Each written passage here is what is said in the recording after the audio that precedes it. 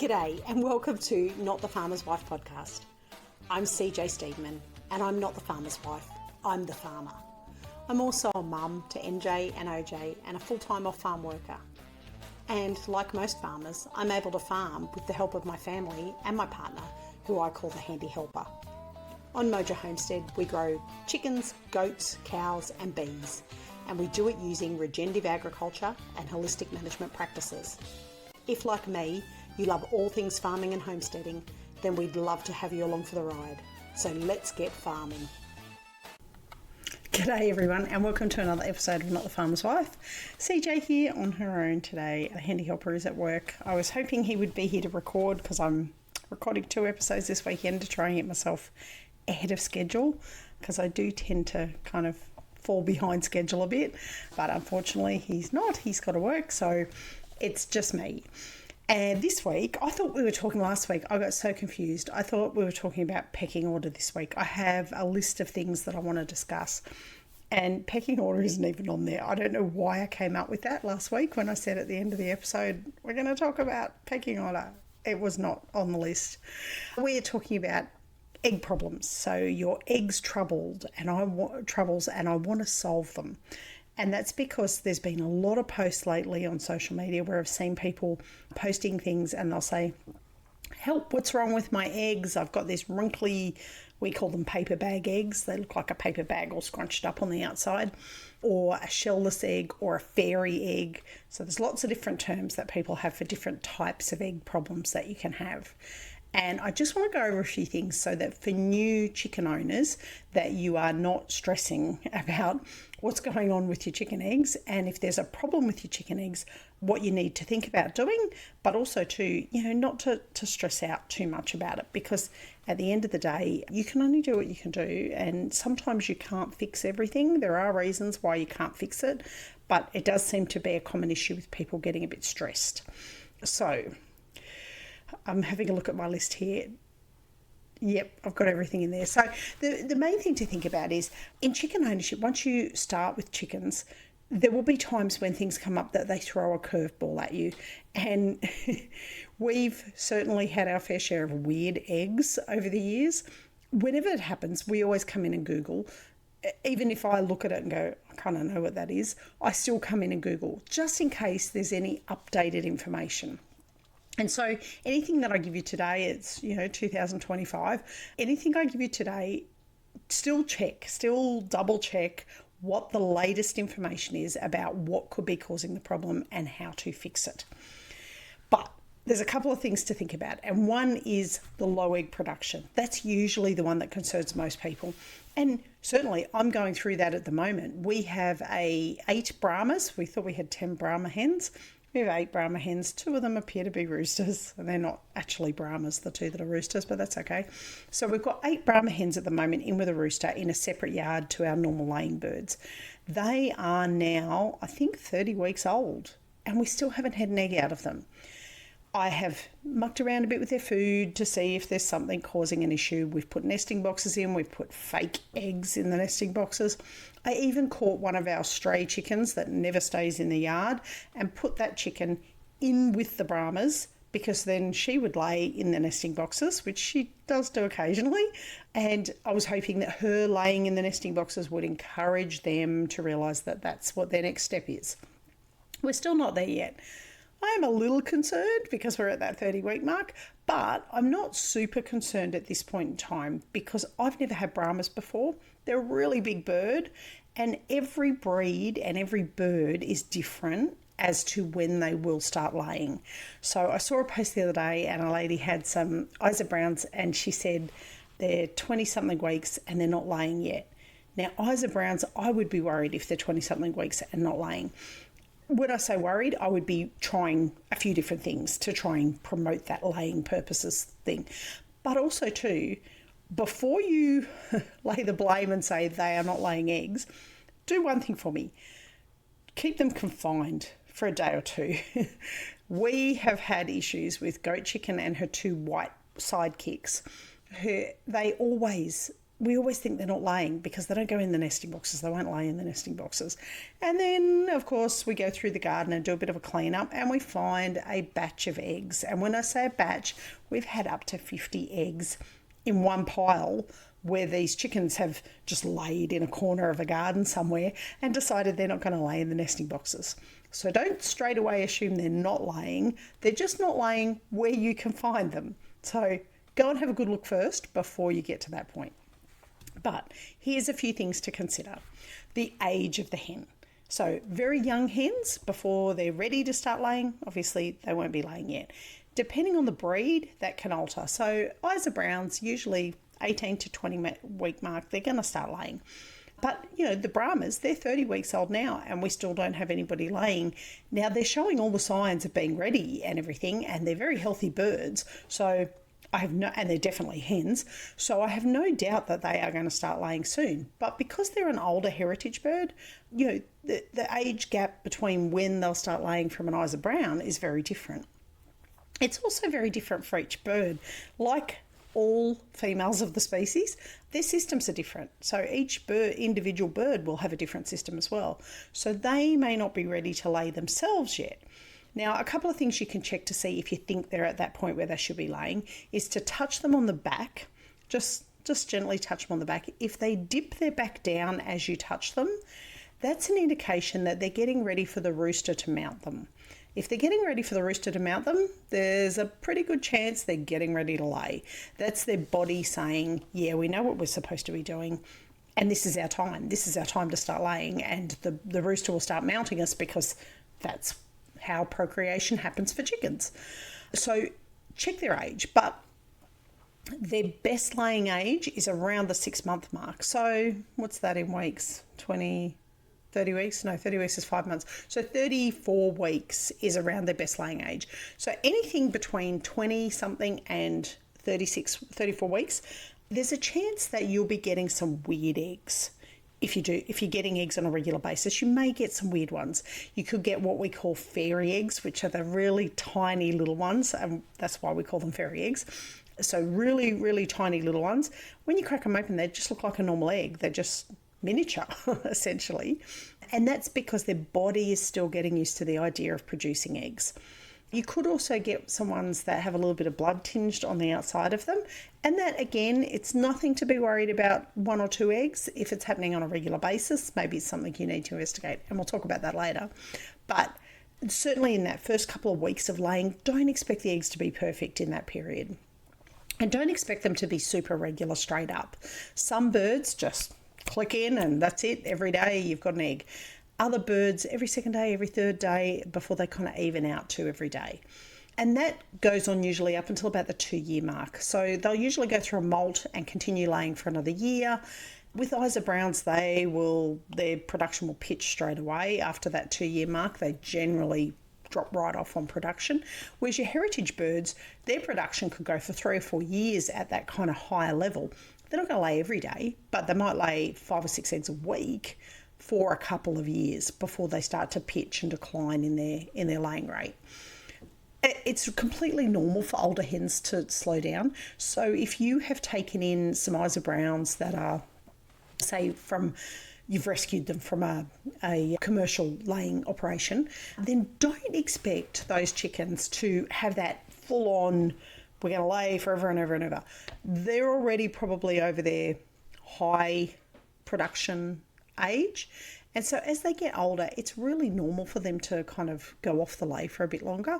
And Isa Browns, because they don't have the same lifespan as heritage birds, that will pitch pretty quickly. I mean, we've got Isa Browns up in the shed at the moment that aren't laying. They're definitely not laying. And they're going through their second molt now. And I don't expect, if we get 1 or 2 eggs out of them, a couple of them have started to fall off the perch from natural causes, which is normal for Isa Browns. They don't have a long shelf life. So if that's happening, it's time to consider adding some new pullets into your flock. And we did discuss, I think last week, I discussed about bringing new stock in and how to reintroduce new birds to an old flock. It's a good idea if you're doing it to do a couple of birds at the same time. It just gives them a group of other pullets that they're kind of bonded with, that they'll have a better bonding situation with where they sit on the same pecking order scale. But definitely if the production's fallen right off. Now, the hard question, the one that everybody hates talking about is, what do you do with your old laying birds? And, if you have the time, the space and the money to keep old laying birds and just let them live out their life until they die. And certainly there's a couple of birds we have in our flock that are definitely earmarked to have that lifestyle. Agnes, who is our mother of all chickens, our Arakan, who's been with us forever. We have no intention of ever doing anything to her. She will live out her natural lifespan. And when she dies, we will be sad that she's gone because she's been such a matriarch amongst the flock. We've got Isa Browns there that I would, and it's going to sound harsh, and I'm sure there's people out there listening to this who are going to go, what the fuck, CJ, what the fuck would you do that for? There are Isa Browns that we would dispatch, and there's not enough meat on them to make them worth eating for humans, but I would dispatch them and use them for dog food. And that sounds harsh. However, we are a commercial farm. We're trying to make an income off our farm. And that's something that we've discussed about where our boundaries lie as to what we will do and what we won't do. And our Isa Browns, they have a short lifespan. Like I say, we've had a few fall off the perch already from natural causes. Obviously, we don't use those for the dogs. They go into the compost. But for people that are looking at it from the perspective of how to make a homestead that's financially viable, that's actually reproducing some of your income so that you can maybe wind down to part-time hours and not have to be at the store buying eggs or meat or things like that, then that's the most practical way to go, is when a bird stops laying and they're really at that point where they are beyond laying anymore, or they're not going to lay enough to warrant the feed that you're feeding them, then you have to use your big girl pants and get the practicality sorted out. Are you prepared to dispatch them and use them for dog food or for human food? I mean, there's no reason why you can't eat them. We just don't do it because there's not enough meat on them, and our meat birds give us way more meat per bird, per carcass. So it's easier for us to grow meat birds for our own consumption. But it's something you need to discuss with your significant other, or if you're doing it on your own, good on you, do it on your own. Make that conversation. Sit down, have a cup of coffee, work out at what point you are going to dispatch a bird that's not laying and at what point you're going to let them live out their life and, be a happy hen for the rest of their life, living the free life, not having to lay eggs. You do have to worry a little bit if you've got older hens. You need to manage their health a little bit better, which we discussed a bit last week. But there are some things where I think all chicken owners get to a point where they have to know at what point we're going to dispatch because the bird is unwell or has an illness or some kind of stress added to them, that it's just not practical to keep them alive. And that's a really hard decision. We had to make it in the last fortnight for one of our goats, whether to dispatch or continue treatment. It's never an easy decision, and I'm not going to suggest you go one way or another. What I am going to suggest is that you and whoever you are making that decision with sit down and have that conversation before you have to know the answer to it. It's much harder to make that decision with emotions running high and you're stressed because you've got a sick animal. It's much harder to make the decision then. Work out what your line in the sand is and know what that is in advance. It's just going to be easier in the long run. So what are some other things that you can look at though? If it's not age and like you've got a heritage bird, it's 3 years old, it's kind of gone a bit funny and it's not laying all the time. There are a couple of things you can look at to see what's going on for the bird. So the first one I would say is diet. Diet is everything for chickens. If they are getting enough nutrients and the right quality nutrients, then their egg laying should continue at a reasonable rate. And when I say diet, I don't just mean the layer pellets that you're feeding them, although if you think maybe the layer pellets you're feeding them are the problem, swap to a different brand of layer pellets. Sometimes that's enough to there might be some different nutrients in different levels in there that'll bump it up, and just the hen will kind of go, oh shit, hang on, I needed that. I needed to draw that extra nutrient. So you can swap layer pellets. Sometimes when you swap layer pellets, you'll see them either go off their food. They may not like those layer pellets straight away because they're not used to them. You might get sometimes they get a bit funny tummied. So you get a little bit of diarrhea, things like that. The poops aren't the normal poops. But it might be enough to make their system go, oh, I needed that extra nutrient. I'm going to start laying again. Now, it's not just layer pellets though. You do need to look at your calcium, so your shell grit that you've got, and we use oyster shell. So you need to make sure they're getting enough of that. And we'll discuss more about eggshell problems in a minute. But making sure they've got all that nutrients. Dimaceous earth, I like to leave it in the paddock in some ash for them to clean their feathers in. But so I've seen them sometimes go and peck at it and eat it. So that's interesting that they'll do that. So definitely check on that.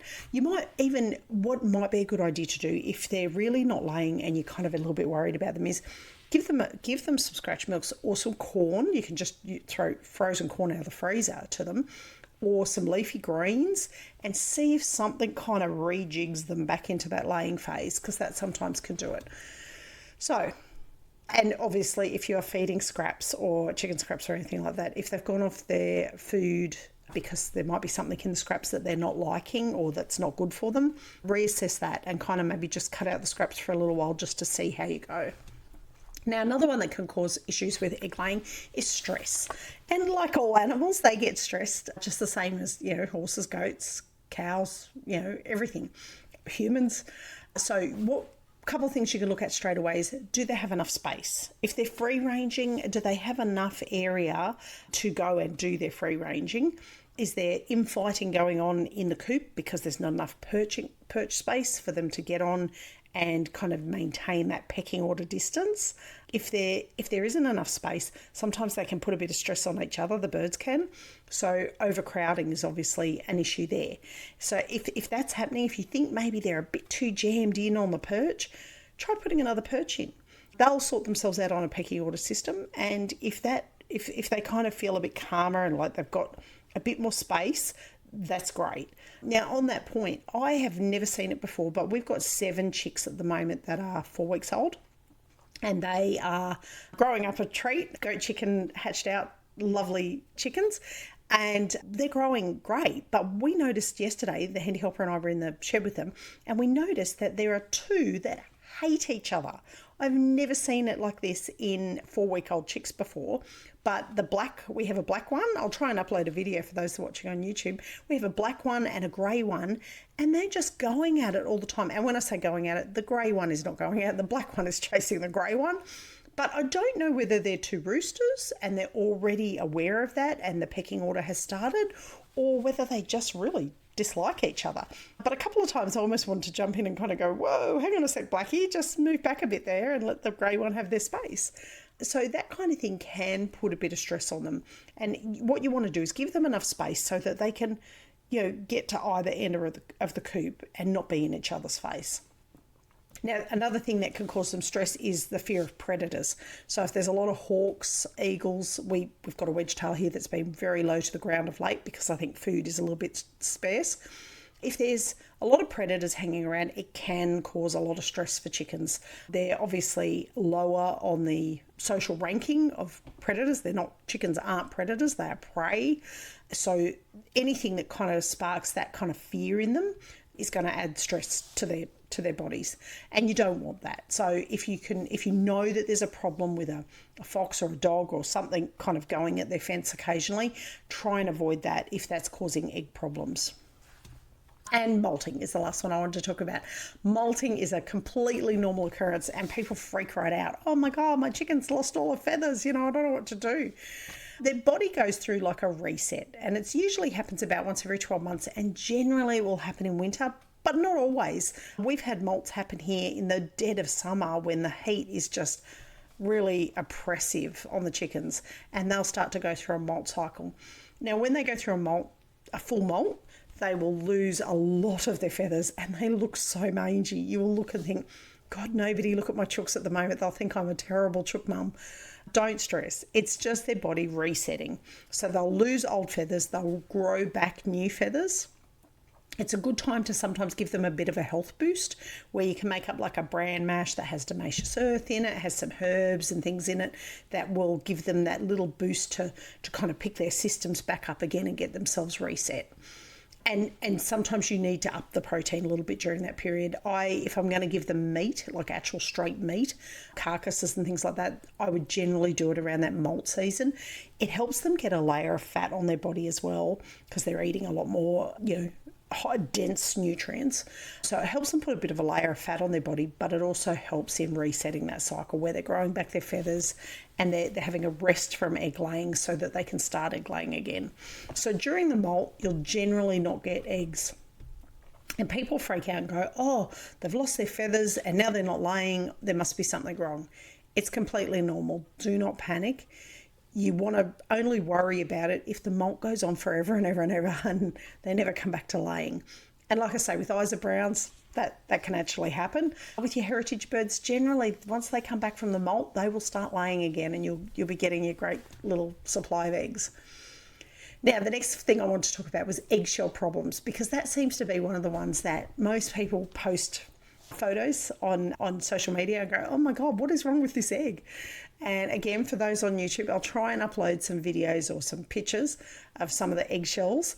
And I'm going to try, if I can get to it in time, on the show notes, there should be a canvas sheet that I'm going to do up as a PDF that you can download that'll go through the really basic egg shell issues that you may have, that you can just print out and stick on the fridge. And when you get one of those eggshell issues, have a look at it and see if there's something you can't do to fix it.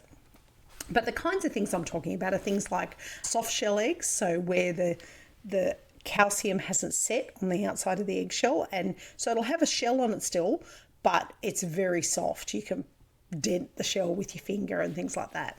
Or shellless eggs, which people think, how can you have a shellless egg? What happens is the shellless eggs come out with essentially just a membrane around the outside of the egg. And all it is that the shell hasn't formed in the chicken's body. Now, I'm just going to have a look because I never remember off the top of my head, and this is why I keep my own little chart of these kind of things. But for where are my shellless eggs, generally it will be an immature shell gland, so it could be a new chicken like that's just started laying. It can be some of the diseases, so avian influenza and Newcastle disease and bronchitis can affect the shells, but generally it's going to be a nutrition issue. Like I said at the beginning, it's always diet. Calcium, phosphorus, magnesium, and vitamin D3 are the ones that they need. And if they have those things, chances are that shell will start to harden up. Once as they get older, if it's a young chicken, then don't be surprised. Now, the egg inside is perfectly fine and can still be eaten. What you may want to do is if you've got dogs or anything like that, you may want to feed it to the dogs, only because with the membrane, if it's been punctured or ruptured anywhere, a little bit of bacteria could have got into the egg. So if you're brave like me, I would still eat it for us. But if you're a bit nervous about it, then it could be used for beauty products. It could be used for dog food, whatever you like, if you're a little bit worried about the bacteria. Now, the soft shell eggs, essentially the shell's there, but it's just very soft. You can dent it with your finger. You could probably pull it a little bit, move it a bit. And those are generally excess phosphorus consumption, which if you're feeding a balanced layer pellet mix, that shouldn't be an issue. It can be salty water. So if they're drinking from dams or anything like that, and ours drink from dams and we don't have a problem with that.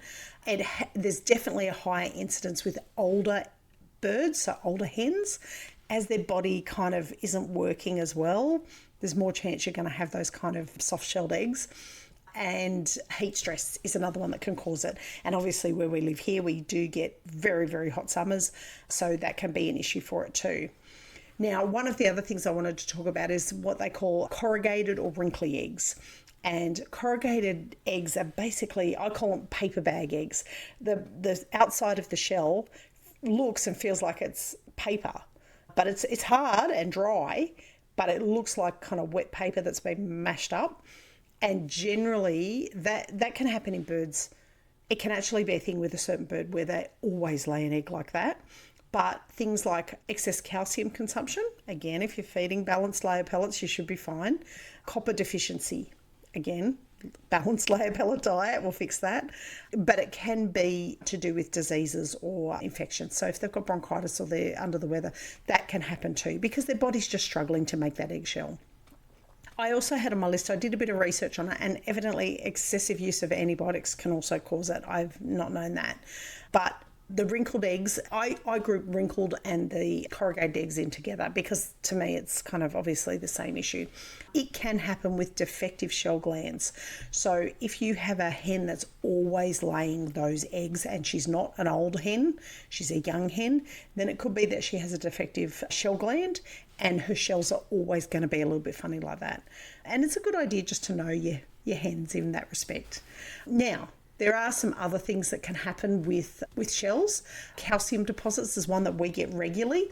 And again, it says defective shell gland, but I think in our case it can be excessive calcium. I think it's disturbances during the calcification that's happening with our girls. So they're completely free range, our girls. So there are things that happen out in the paddock that I don't always see. And I think that there's a lot of fighting over hen nesting boxes. We're in the process of trying to put a few more in because they do tend to get a bit, oh, that's my box, I want that box, So we can get, they're like it looks like little dots all over the outside of the shell, and it's just a build-up of calcium on the outside of the shell. So that one can be a bit like it as well. Now, there are ones where you'll get like slab-sided, where they call them slab-sided or body-checked. So where the shape of the egg is really weird. It might be really long or really flat on one side. Generally, that's going to be your older birds. So don't stress too much about it unless it's happening all the time. One thing you do need to manage is with these older birds, if they are, I'm just going to get rid of my screen because it's distracting me. If they are laying eggs that have weird shells all the time, just keep an eye on them for as far as getting egg bound later in life. What I found is that sometimes if their body doesn't kind of reset itself and get itself sorted out with the nutrition, sometimes those birds can be prone to egg bound. And the only one that we've had that was egg bound, we weren't able to bring back. So yeah, that was unfortunate. Now, thin shells is generally too much phosphorus or low calcium intake. So again, comes back to that layer pellet balance. If you're getting a really good quality layer pellet, and if you think there might be something lacking in your layer pellet, the systems aren't perfect. Like I said, buy a different brand of layer pellet or one that, have a look at it and see if it's got slightly different mix-up ratio of calcium, phosphorus, protein in it, and see if that is enough to kind of reset your chicken system. If worse comes to worse and you really feel that the thin eggs causing a problem, the only other thing that you can really look at doing is calcium supplements. And you can do that in a food source. You can add it to water. There's different versions you can get. There's different vitamin mixes that you can get that you add to the water of the chickens just to give them a real boost as far as health goes. So if you've got real problems happening with your egg shells, then it might be worth doing that kind of vitamin reset and giving them a bit of a boost. Now, the odd-shaped eggs, there's not much you can do about it. If they're an older bird and they're laying odd-shaped eggs, they're just going to be laying odd-shaped eggs. We joke about it and go, oh, look at this one. Some of the ones we get are very, very odd-shaped. One thing you'll also notice is as chickens get older, so your older hens, they start laying these massive eggs. I've not seen anything like it. Some of them we get, I think the Handy Helper measured one and it was 105 grams. And I think the ones in the shop, you'll get anywhere between 60 grams and about 90 grams. So 90 gram is like a jumbo egg. This one was 105. And we were laughing afterwards going, the poor girl, she would have been, no wonder they squawk when they lay an egg, because trying to squeeze that out would be hard work. But yeah, definitely as they get older, you do need to monitor a little bit more just to make sure that there's no health issues going on there. Now, egg eating hens. This is a topic that it doesn't get discussed a lot on social media, but every now and then you get somebody post and go, oh my God, every time I go out to the coop, there is an egg smashed open and somebody's been in and tried to eat it. A couple of things I want to say is one, first of all, make sure that they are actually eating the egg and not that they're breaking the egg in their frustration to get into the nesting box. We have a couple of girls who fight over nesting boxes. They will not lay in a different one. They always want to lay in the same nesting box. And the problem is if the eggs are in there and we haven't collected all day, they'll get in there and in their determination to push the other one out and get in, sometimes they will step on the eggs. And if you have a thinner shell, they'll break the egg open. So it's not that they're actually going in there to eat the egg. They accidentally break the egg. That they can then that promotes them sometimes to eat the egg, but they may not be doing it for the purposes of eating the egg rather than stepping on it, cracking it, and then eating it because it's there, opportunistic. So just check that first and make sure that that's not what's happening. If that's what's happening, you might need to put another nesting box in there and try and encourage them to lay in those other nesting boxes. But if they are eating eggs, why are they doing it? Usually it's a nutritional deficiency, so low calcium would be the main one. So you can give a supplement, or you can cook up a whole bunch of eggs, like cook them up into a scramble and go and feed them to them. Because if they're lacking nutrients and they're cracking the eggs open to eat the egg, chances are they need something out of the egg. Now, I don't encourage feeding raw eggs to my chickens, and the only reason for that is I don't want to encourage them to crack their own eggs and eat them. That's why I cook them up as a scramble, just so that they don't have that association there. I can't think of any reason why you couldn't feed raw eggs to chickens. Humans can eat raw eggs. I know some people freak out about the whole listeria thing. I often crack a raw egg into a milkshake and blend it up, and I've never been sick from it. So again, not medical advice. This is just what I've experienced. If your eggs are clean and your birds are clean, then the chance of you getting sick from a raw egg is very, very low. That being said, small children, people with immune issues, pregnant women are advised not to eat raw eggs. So don't do that. But chickens there's no reason for them not to eat raw eggs other than encouraging them to break their own eggs to do it. So I don't do it. But it can be from nutritional deficiency, so try feeding them back some eggs or upping their calcium. It can be from boredom or overcrowding. So when it has happened for us, we generally find it's on the days where we've had to lock the chickens in because there's either been a really big storm coming through, we've got a predator issue, or we are away and we have nobody to look after them for the day. And when I say look after them, our girls pretty much look after themselves. That's why they're pasture raised now. But when we lived on the small farm, we did occasionally have to lock them away to stop a predator getting at them when we weren't there home. And again, like I said, sometimes it can be an accidental broken egg and they just become opportunistic. Now, how do you know that they're eating it? It's going to show up on their beak. Somebody said, how do you know which chicken? Generally what will happen is the yolk will actually clump around their beak area. And when that happens, when they go and peck other things in the dirt and dust, sometimes the dirt and dust will stick like glue to their beak because an egg yolk is quite sticky when it dries.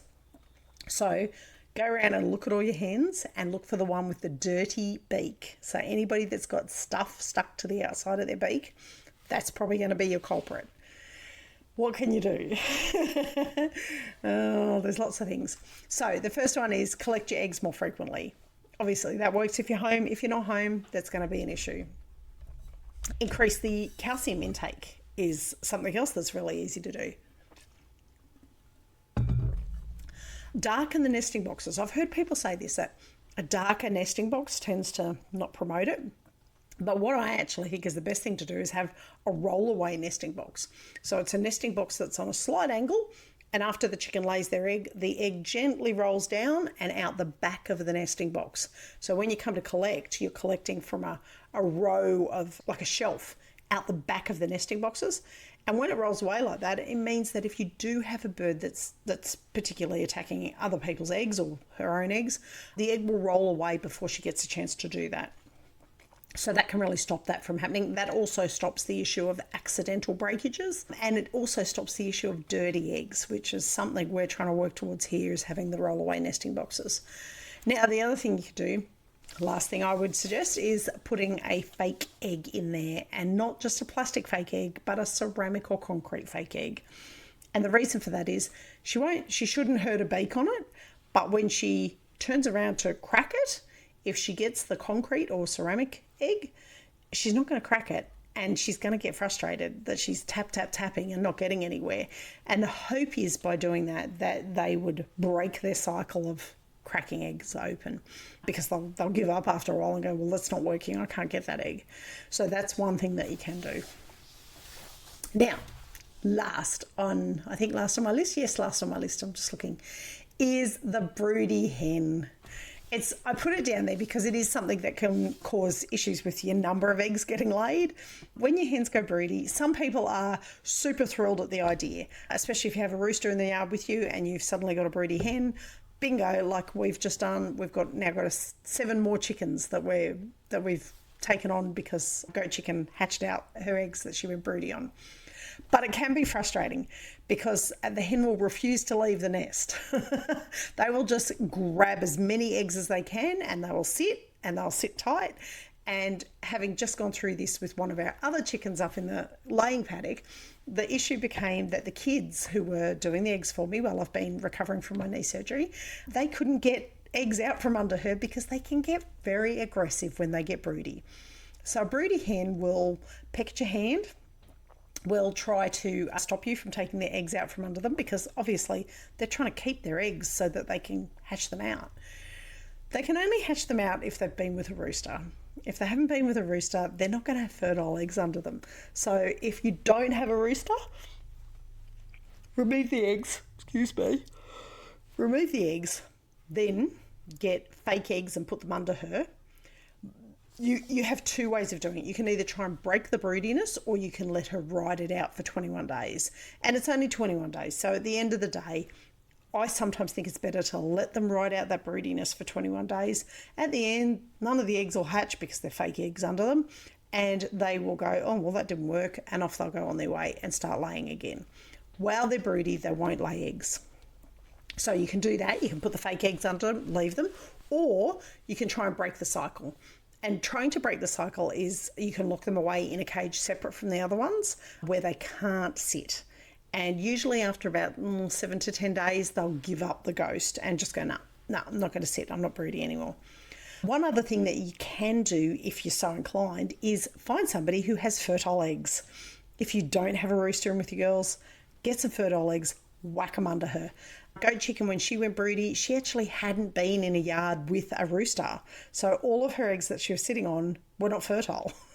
None of them were because she hadn't been anywhere near the roosters. She doesn't go in that yard. So what we did was we pilfered 12 fertile eggs from our Araucans that are in the yard with the rooster, and we shoved them under goat chicken. And as a result, we now have 7 extra hens, hopefully. Fingers crossed they're hens.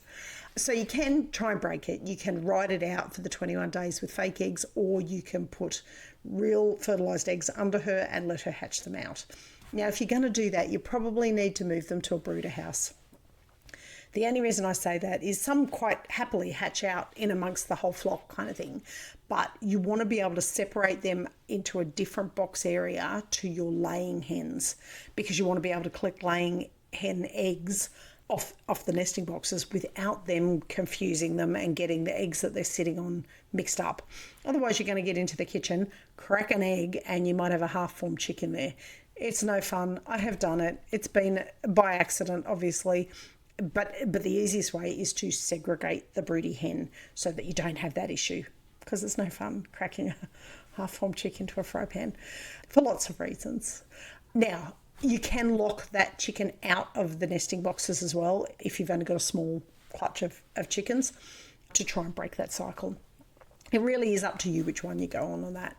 But again, if you decide to let them sit it out on fake eggs, you've got about 21 days, and they will know that they're supposed to be hatching eggs at 21 days, and when nothing hatches, they'll give up and go somewhere else.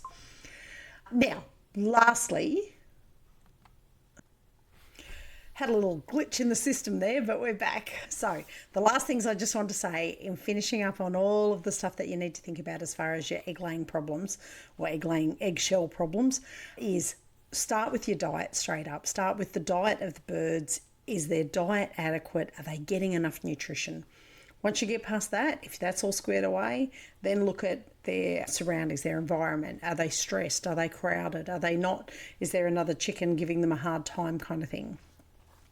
Once you've got through all that, then go to that chart that I'm going to do up, and I will try and get it done up. It'll be a sheet that just gives the commonest eggshell problems, what the cause could be. So you can go and do that, print it out, stick it on your fridge somewhere, and refer back to it as needed. If it's not the eggshell, if it's not that, then the next thing you want to be looking at is, are they pecking into the shell? Are they breaking it because there's too many eggs in the nesting box? Are they just being naughty and deciding that they want to crack eggs, which can be a habit sometimes. You'll get chickens every now and again who are just just problem chickens. And like I said, the hard conversations sometimes need to be had where you look at whether or not you cull that chicken. And it's not anything that anybody ever wants to do. I mean, we have hens so that they can lay eggs, but you may need to consider that down the track.